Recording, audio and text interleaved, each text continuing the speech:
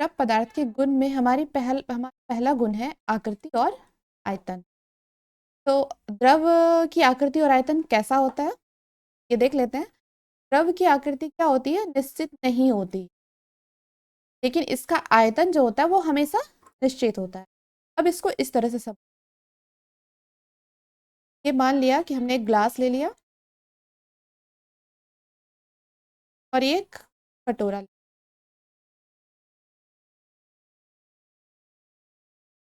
इस पे भी हमने 100 ml जल डाल दिया और इसमें भी हम लोगों ने 100 ml जल डाल लिया। तो हम एक चीज देखते हैं कि दोनों में हमने समान आयतन में जल लिया है, लेकिन आकृति क्या हो गई? आकृति, द्रव की आकृति ये ग्लास के जैसी हो गई है और ये कटोरे के जैसी हो गई।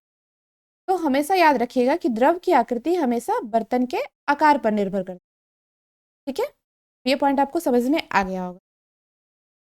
अब आते हैं द्रव के घनत्व के बारे में। तो द्रव का घनत्व क्या होता है? ठोस घनत्व से कम होता है। तो इसका कारण क्या है कि द्रव के कणों के बीच जो अंतरा आकर्षण बल होता है वो कमजोर होता है, और अंतरा अनुस्थान क्या होता है? वो बहुत ज्यादा होता है। तो चलिए हम देख लेते हैं, समझ लेते हैं।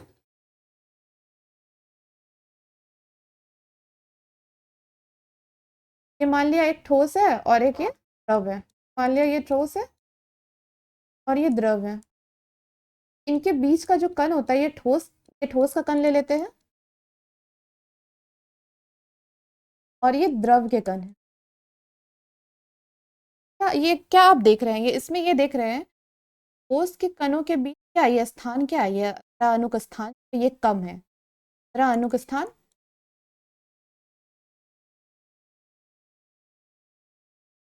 कम है, लेकिन यहाँ द्रव के जो कण है इनके बीच का ये खाली स्थान क्या है? बहुत ज्यादा है। अनुक स्थान बहुत ज्यादा है।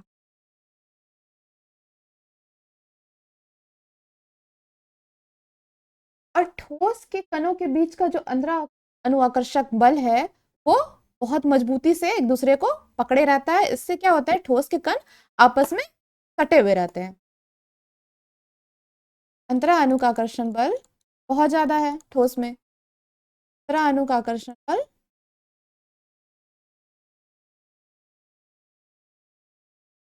मजबूत है, लेकिन द्रव में जो अंतरा अनुकाकर्षण बल होता है ये कमजोर होता है।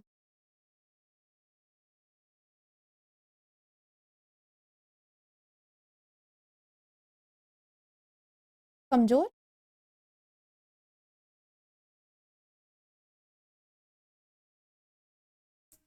इतना आपको समझ में आ गया होगा कि द्रव के जो ये अंतरा अनुक स्थान है वो बहुत ज्यादा होता है और अंतरा अनुक आकर्षण बल कमजोर होता है। इसकी वजह से द्रव ठोस की तुलना में कम घनत्व से। ठीक है, अब तीसरा पॉइंट आ जाते हैं। द्रव क्या है? द्रव प्रायः असंपीड्य होते हैं, इन्हें भी दबाया नहीं जा सकता, लेकिन ये ठोस की तुलना में थोड़े दबते हैं। और इसका कारण भी ये सेम है, जैसे द्रव के कणों के बीच ये अंतरा अनुक स्थान ज्यादा हो जाता है और अंतरा अनुक आकर्षण बल कमजोर होता है, जिसकी वजह से ये थोड़े दब जाते हैं। द्रवनांक और द्रवनांक क्या है? हम लोग द्रवनांक और गलनांक को पिछले क्लास में भी पढ़ चुके हैं, फिर से एक बार जान लेते हैं। और जिस ताप पर कोई पदार्थ पिघलने लगे वो द्रवनांक होता है, और जिस ताप पर कोई पदार्थ उबलने लगे वो क्वथनांक कहलाता है। ठीक है, तो अब देख लेते हैं द्रवों के द्रवनांक और क्वथनांक ठोस पदार्थों से प्रायः कम होते हैं। तो चलिए हम लोग इस तरह से समझ लेते हैं। एक तरफ हम लोग द्रवनांक को लिख लिए और एक तरफ,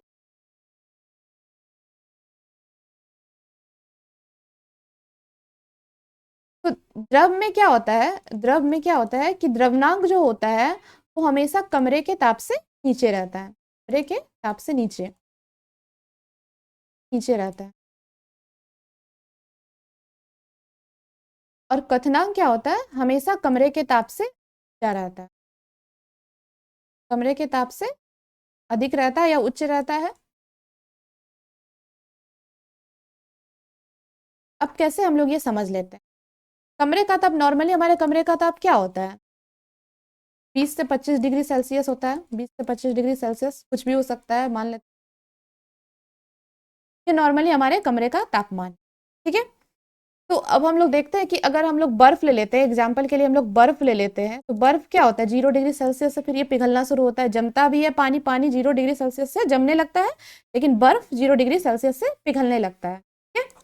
तो क्या देख रहे हैं, कमरे के तापमान से क्या है, नीचे है, बहुत नीचे है। कमरे का तापमान हमारा क्या है, 20 डिग्री है, लेकिन यहाँ बर्फ किस स्थिति में पिघल रहा है, किस टेम्परेचर पे पिघल रहा है, 0 डिग्री सेल्सियस से पिघल रहा है, ठीक है। लेकिन अब हम दूसरा एग्जाम्पल यहाँ जल ले लेते हैं या पानी ले लिए। अब इसको हम लोग उबालते हैं। पानी उबलना किस ताप पर शुरू होता है, 100 डिग्री सेल्सियस पे। तो ये कमरे के तापमान से कितना ज़्यादा है, बहुत अधिक है ना। कि हमारे कमरे का तापमान, तो नॉर्मल कमरे का तापमान 20 डिग्री सेल्सियस है, लेकिन पानी का कितने पे उबल रहा है, 100 डिग्री सेल्सियस पे उबल रहा है। तो इससे क्या समझ लिए, द्रव का जो द्रव्यनांक होता है वो कमरे के ताप से नीचे रहता है, और क्वथनांक क्या होता है, कमरे के ताप से हमेशा अधिक रहता है, ठीक है। क्लियर हो गया। हमारा पांचवा पॉइंट, तरलता, फ्लूइडिटी, द्रव पदार्थों में बहने की प्रवृत्ति।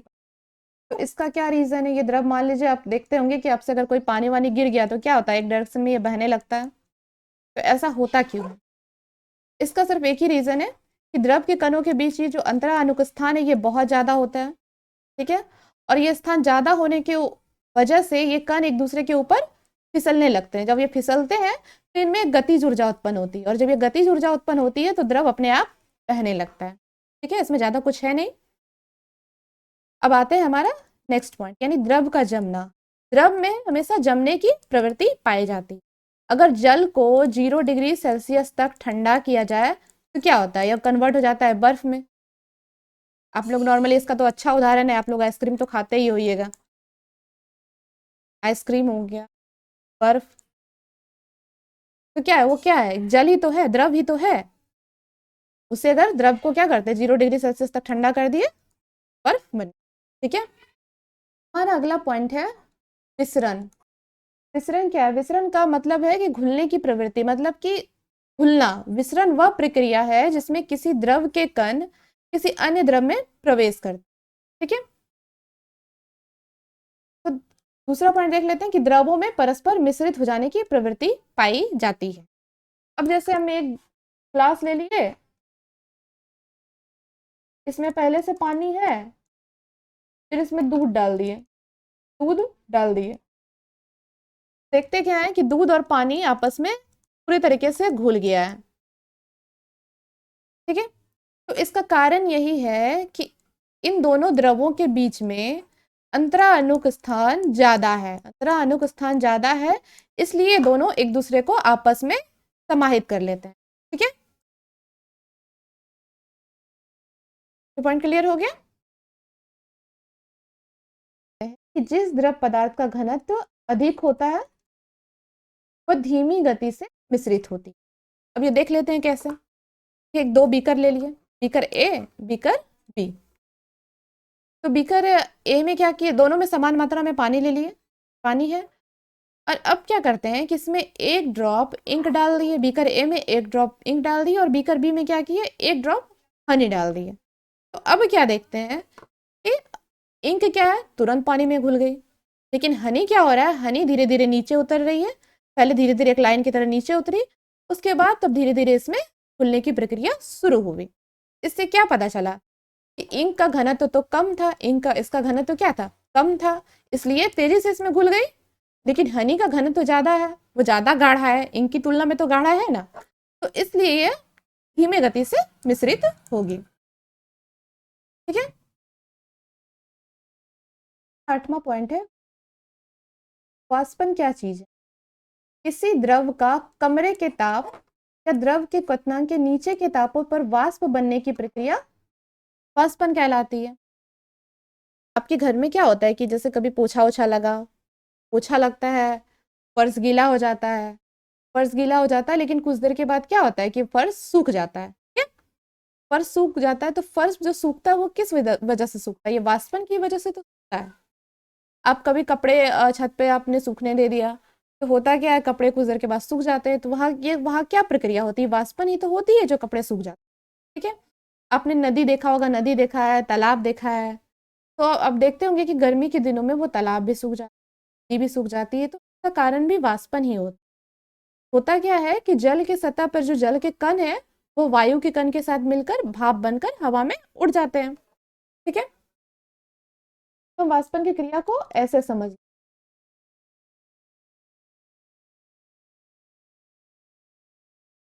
माना ये जल है, ये जल के कण है। हमेशा आप याद रखिएगा, वाष्पन हमेशा जल की सतह पर ही होते हैं, जल की सतह पर होते हैं। अब ये जल के कण है, लेकिन हमारे वायुमंडल में वायु भी है, हर जगह वायु है, हमारे कमरे में, हर जगह बाहर, हर जगह वायु है। तो वायु के भी तो छोटे छोटे कण हैं, वायु में बहुत सारे गैस है, गैस के भी कण हैं। ठीक है? जब ये गैस के कण हमारे जल के कण से टकराते हैं तो यहाँ पे बहुत अत्यधिक ऊर्जा उत्पन्न होती है। ठीक है,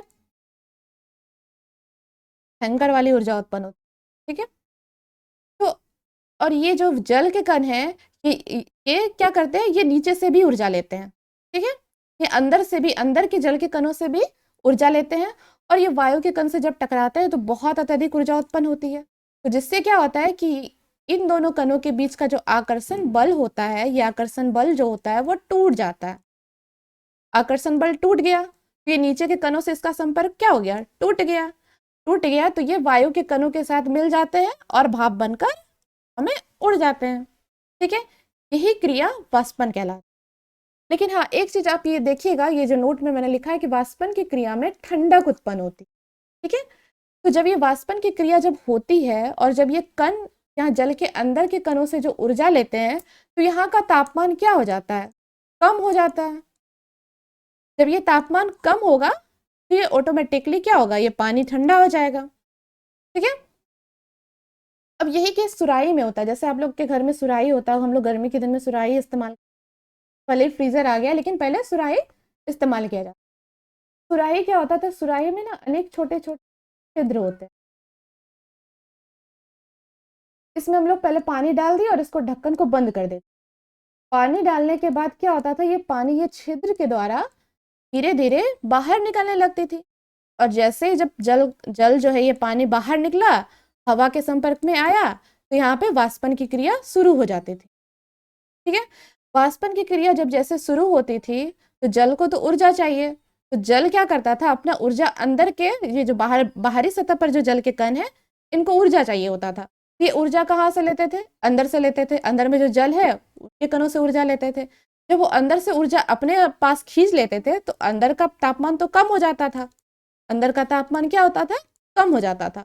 और जैसे ही अंदर का तापमान कम होगा तो ऑटोमेटिकली ठंडा हो जाएगा। बस यही प्रोसेस है वाष्पन की क्रिया का।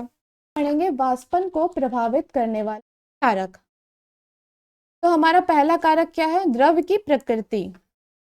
द्रव का क्वथनांक जितना ही कम रहता है उसका वाष्पन ही तेजी से होता है। ठीक है, तो अब हम जैसे कि मान लेते हैं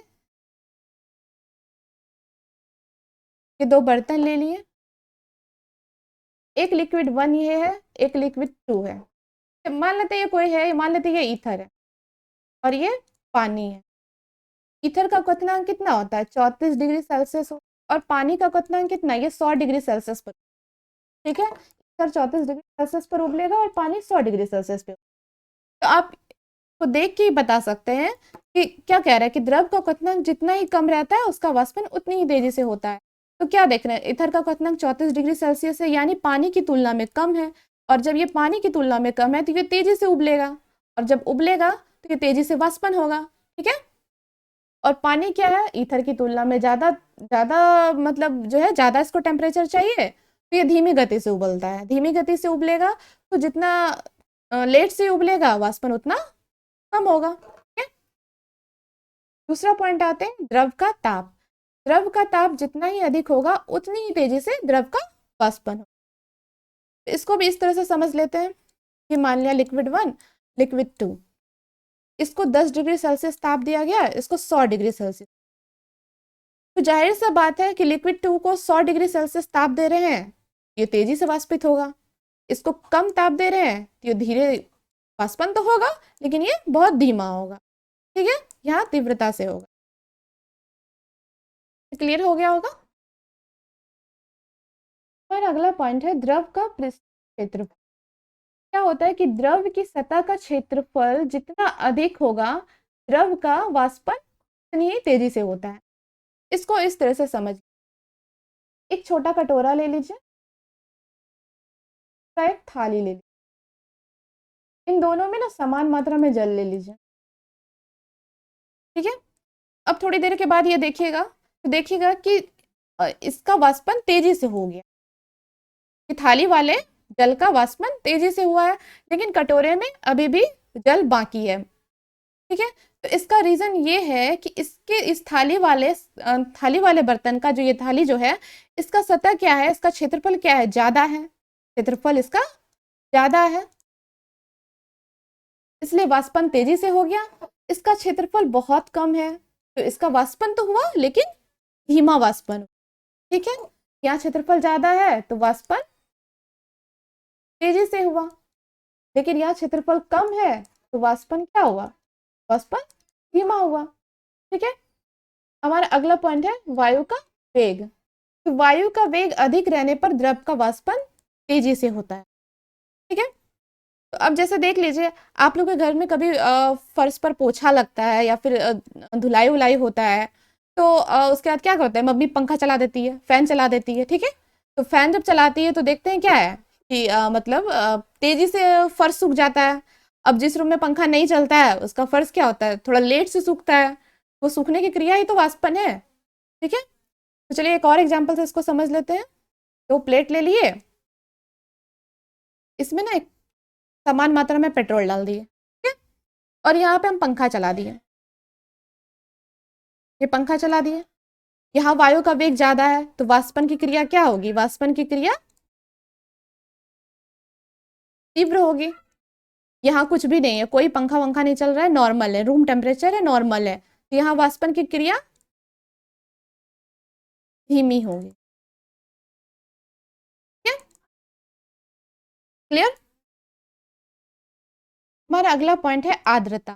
ठीक है, तो वायु में उपस्थित जलवाष्प की मात्रा आर्द्रता कहलाती है। आर्द्रता मतलब क्या हुआ, वायु में जितनी जलवाष्प उपस्थित है या नमी है वो क्या है, आर्द्रता है। ठीक है, वायु क्या होता है, दो तरीके का होता है, एक होता है आर्द्र वायु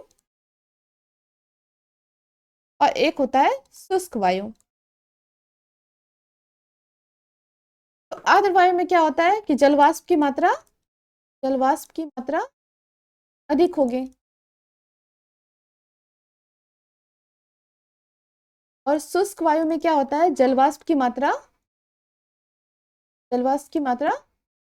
कम होती है।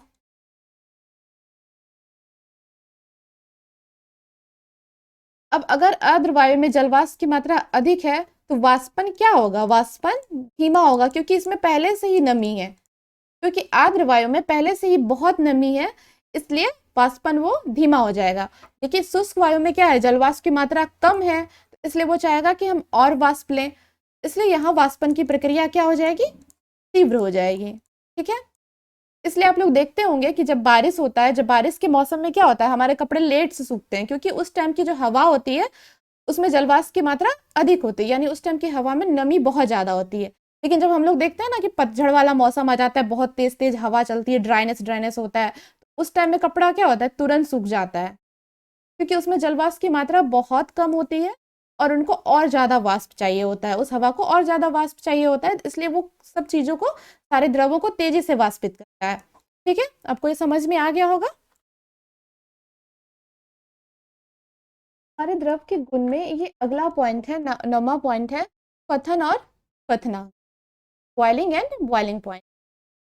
क्वथनांक के बारे में हम लोग पहले भी पढ़ चुके हैं। तो ये होता क्या है कि जिस ताप पर द्रव उबलना प्रारंभ करता है, उस द्रव का क्वथनांक कहते हैं, और यह प्रक्रिया क्या कहलाती है, क्वथन कहलाती है। लेकिन हम लोग एक चीज ये जानेंगे कि आखिर कोई भी द्रव उबलता कैसे है। ठीक है, उबलता कैसे है, क्वथन आखिर उसमें होता कैसे है, तो इसको जानने से पहले हम लोग वायुमंडलीय दाब के बारे में पढ़ें, वायुमंडलीय दाब के बारे में पढ़ेंगे, ये जानना बहुत जरूरी। ठीक है, हम लोग आइए वायुमंडलीय, क्या हम लोग वायुमंडलीय दाब के बारे में पढ़ लेंगे। तो वायुमंडलीय दाब होता क्या है, जैसे हमारे चारों तरफ हमारे पूरे वातावरण में वायुमंडल है, ये तो हम लोग सब जानते हैं, ठीक है। तो वायुमंडल में जो वायु है वो हम पर कुछ ना कुछ दाब हमेशा डालती है, ठीक है, कुछ ना कुछ दाब हमेशा हम पर डालती रहती है, उसी दाब को वायुमंडलीय दाब कहते हैं, ठीक है। तो इसका डेफिनेशन ये है कि वायुमंडल में वायु द्वारा पड़ने वाला दाब को वायुमंडलीय दाब कहते हैं। तो वायुमंडलीय दाब में जो वायु है वो हमेशा सारे जीव जंतु पर कुछ ना कुछ दाब डालती रहती है, ठीक है। तो वायुमंडलीय दाब का मान क्या है, वायुमंडलीय दाब का मान 1 ATM, ठीक है। ATM इसकी क्या है, इकाई है, ये मानक वैल्यू है, ये जो 1 ATM है ये मानक वैल्यू है, ये पूरे विश्व में 1 ATM ही माना जाता है, ठीक है। लेकिन दाब की एक अन्य इकाई भी है, दाब की अन्य इकाई भी है, अन्य इकाई क्या है, अन्य इकाई पास्कल है, ठीक है, इसको PA से डिनोटेड करते हैं, पास्कल है। तो अगर हम इस 1 ATM को पास्कल में कन्वर्ट करते हैं तो हमारा कितना वैल्यू आता है, 1 ATM बराबर 1.01 इंटू 10⁵ पास्कल, ठीक है। इस वैल्यू को आप याद रखिएगा, ये पूरे विश्व में ये मानक वैल्यू, स्टैंडर्ड वैल्यू है, और इसको मतलब हर जगह लागू किया जाता है, ठीक है। तो चलिए अब आते हैं, अब हम ये जानेंगे कि कोई भी द्रव उबलता कैसे है, आखिर उबलने की प्रक्रिया क्या होती है, ठीक है। तो हम लोग जानते हैं कि हमारा वायुमंडलीय दाब क्या है, 1 ATM है, वायुमंडलीय दाब 1 ATM, हमारे चारों ओर का जो वातावरण है और उसमें जो दाब है वो 1 ATM है। अब हम क्या करते हैं, हम कोई बर्तन ले लेते हैं, इसमें कोई द्रव ले लिए और नीचे से इसको हीट देना शुरू, इसको गर्म करना स्टार्ट किया, गर्म हो रहा है, तो जैसे ये गर्म होगी तो इसमें वाष्पन की प्रक्रिया शुरू हो जाएगी, ठीक है? तो वाष्पन की जब प्रक्रिया शुरू होती है तो वाष्प दाब बढ़ने लगता है, ठीक है। अब होता क्या है कि वाष्प दाब मान लेते हैं कि जैसे हीट दे रहे हैं और वाष्पन की प्रक्रिया शुरू हो गई, तो मान लेते हैं एक टाइम में वाष्प दाब क्या हुआ, 0 ATM होगा, फिर किसी टाइम में 0.1 ATM बढ़कर होगा, धीरे धीरे ये बढ़ते जाएगा, बढ़कर 0.5 ATM आएगा, और जैसे ये 1 ATM होगा और ये वायुमंडलीय दाब के बराबर हो जाएगा तो क्या होगा, हमारा ये जो द्रव है ये उबलना शुरू हो जाएगा, और जैसे ये द्रव उबलना शुरू होगा वाष्पन तेजी से शुरू हो जाएगा, ठीक है। ये बात आपको समझ में आ गया होगा, ओके। तो ये हमारा क्वथनांक बिंदु कहलाता है, और जिस ताप पर ये ATM ये जो वाष्प दाब है ये वायुमंडलीय दाब के बराबर होगा और द्रव उबलना शुरू होगा तो वो क्या होता है, द्रव का क्वथनांक कहलाएगा, ठीक है। लेकिन आपको एक चीज हमेशा याद रखना है कि द्रव का उबलना जो होता है यह संपूर्ण भाग में होता है, द्रव का उबलना उसके संपूर्ण भाग में होता है, संपूर्ण भाग में होता है।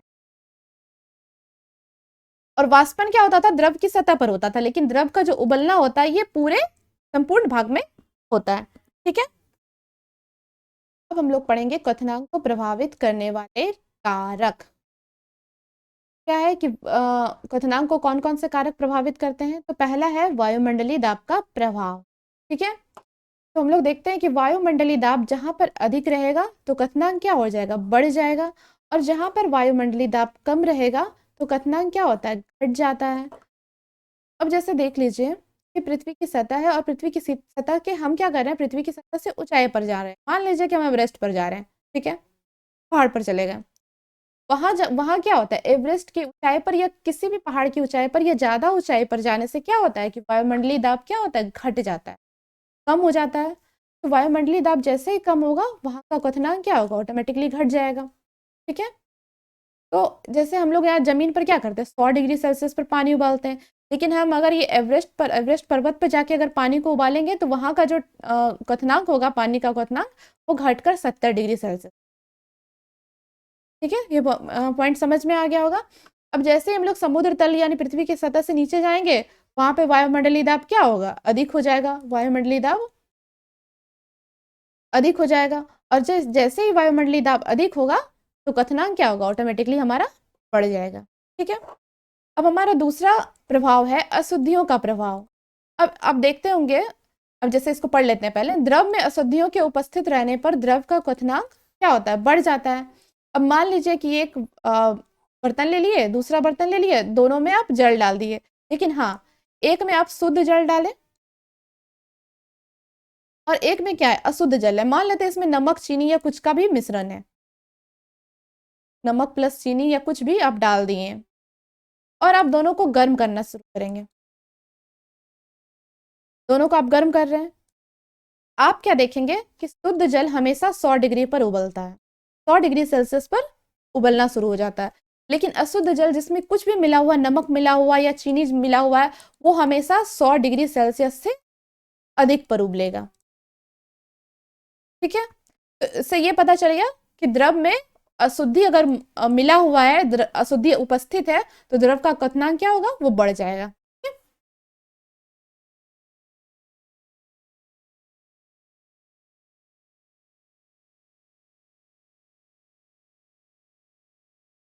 यहाँ पर हम वाष्पन और क्वथन में अंतर समझ। वाष्पन क्या है और कथन क्या है। वाष्पन की जो प्रक्रिया होती है वह स्वतः होती है, अपने आप होती है, इसमें कोई इंसानी प्रक्रिया नहीं मौजूद होती है, ये जो है स्वतः होती रहती है।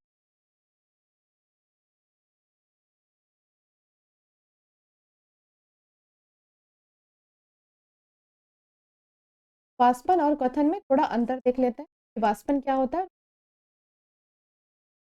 वाष्पन क्या है, यह एक स्वतः होने वाली प्रक्रिया है जो सभी तापों पर होती रहती है। ठीक है, वाष्पन क्या होता है कि अपने आप ये प्रक्रिया होती है, देखते होंगे कि जैसे कि, और ये किसी भी ताप पर हो सकती है। अगर हम किसी वस्तु को, किसी द्रव को अगर गर्म करते हैं, तो द्रव को गर्म करने पे क्या होता है, भाप निकलने लगता है, वाष्पन की प्रक्रिया शुरू हो जाती है। फिर अगर उस द्रव को गर्म नहीं भी करते हैं तो भी क्या होती है, वाष्पन की प्रक्रिया शुरू होती है। अब जैसे आप नदी को देख लीजिए, नदी तालाब में जाइए, वहां पे तो हम लोग नदी को गर्म नहीं करने जाते हैं, लेकिन क्या होता है कि वो नॉर्मल टेम्परेचर, किसी भी टेम्परेचर पे वाष्पित होती रहती है। ठीक है, ये बात आपको समझ में आ गई होगी। अब आते हैं क्वथन। क्वथन क्या है कि यह एक निश्चित ताप पर ही होता है, जिसे द्रव का क्वथनांक कहते हैं। ये क्या, यहाँ पे क्या होता है कि द्रव को उबलने के लिए हमेशा एक निश्चित ताप चाहिए। जैसे पानी को उबलने के लिए हमेशा 100 डिग्री सेल्सियस ही चाहिए। अगर 100 डिग्री सेल्सियस हम पानी नहीं देंगे तो वो द्रव नहीं उबलेगा। ठीक है, पानी नहीं उबलेगा। इसको हमेशा, मतलब कि पानी को उबालने के लिए या किसी द्रव को उबालने के लिए हमेशा एक निश्चित ताप चाहिए, यानी जिसका जितना क्वथनांक होगा वो उतनी ही डिग्री पे उबलेगा। अब दूसरा पॉइंट है कि द्रव के सिर्फ ऊपरी सतह पर ही होता है, द्रव के भीतरी भागों में नहीं होता है। तो हमेशा याद रखिएगा कि वाष्पन की जो प्रक्रिया होती है वो द्रव के हमेशा ऊपरी सतह पर ही होती है। ऐसा नहीं कि द्रव के अंदर की सतह पर वाष्पन हो गया, ऐसा नहीं होता है। हमेशा द्रव का वाष्पन क्या होता है, ऊपरी सतह पर। क्वथन में आते हैं, तो क्वथन क्या होता है, ये क्वथन में तो जब पानी हम लोग उबालते हैं तो अंदर में बुलबुला शुरू हो जाता है, बुलबुला उठना शुरू हो जाता है, या कोई भी द्रव उबालते हैं अंदर में बुलबुला आने लगता है। ठीक है, तो इससे यही पता चलता है कि क्वथन क्या होता है, द्रव के भीतरी भाग में भी होते रहता है। ठीक है, अब तीसरा है, इसमें ठंडक उत्पन्न होती है। आपको बता चुके हैं कि वाष्पन में ठंडक कैसे उत्पन्न होती है, और क्वथन में क्या होता है, इसमें ठंडक उत्पन्न नहीं होती। क्वथन में तो हम लोग पानी उबालते हैं या कोई भी द्रव उबालते हैं तो जाहिर सी बात है वहां का ताप ज्यादा होगा, यानी वहां गर्मी होगी। ठीक है, आज के क्लास में बस इतना ही था। हम अगले क्लास में गैस के बारे में पढ़ेंगे, गैस